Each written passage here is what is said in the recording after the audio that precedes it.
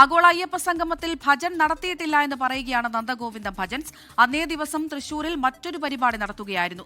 ആഗോള അയ്യപ്പ സംഗമത്തിലേക്ക് വിളിച്ചിരുന്നു, എന്നാൽ അന്നേ ദിവസം മറ്റൊരു പരിപാടി ഉള്ളതിനാൽ പോയില്ല എന്നുമാണ് വിശദീകരണം.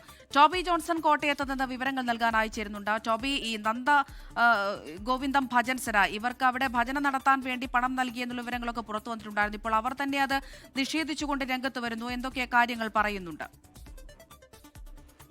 തീർച്ചയായിട്ടും അവർ പൂർണ്ണമായിട്ടും ഇത് നിഷേധിക്കുകയാണ്. അങ്ങനെ ആ പരിപാടിയിൽ ആഗോള അയ്യപ്പ സംഗമത്തിൽ പങ്കെടുത്തിട്ടില്ല, അവിടെ പോയി പരിപാടി അവതരിപ്പിച്ചിട്ടില്ല എന്ന് അടിവരയിട്ട് പറയുകയാണ്. അവരുടെ കൂടി വിശദീകരണം വരുന്നതോടുകൂടി ഈ കാര്യത്തിൽ ഇനി മറുപടി പറയേണ്ട ദേവസ്വം ബോർഡാണ്.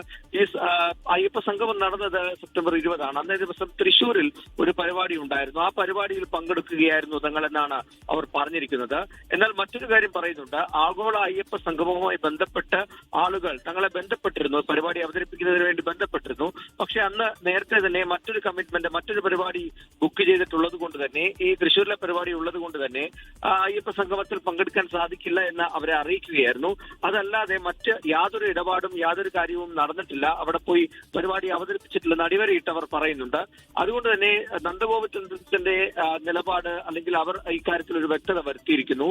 എന്തായാലും ഈ 8 ലക്ഷം രൂപയോളം ഇതിനുവേണ്ടി വകയിരുത്തി എന്നുള്ള ഒരു വിവാദമാണ് പുറത്തു വന്നിരിക്കുന്നത്. അതുകൊണ്ട് തന്നെ ദേവസ്വം ബോർഡാണ് ഇക്കാര്യത്തിൽ ഇനി ഒരു മറുപടി പറയേണ്ടത്. പരിപാടി നടത്താത്ത ആളുകൾക്ക് എന്തിന് പണം നൽകി എന്നതടക്കമുള്ള കാര്യങ്ങൾ, അതായത് ഈ പണം മാറ്റിവെച്ചു എന്നതടക്കമുള്ള കാര്യങ്ങളിൽ ഒരു വ്യക്തത നൽകേണ്ടത് ദേവസ്വം ബോർഡ് തന്നെയാണ്.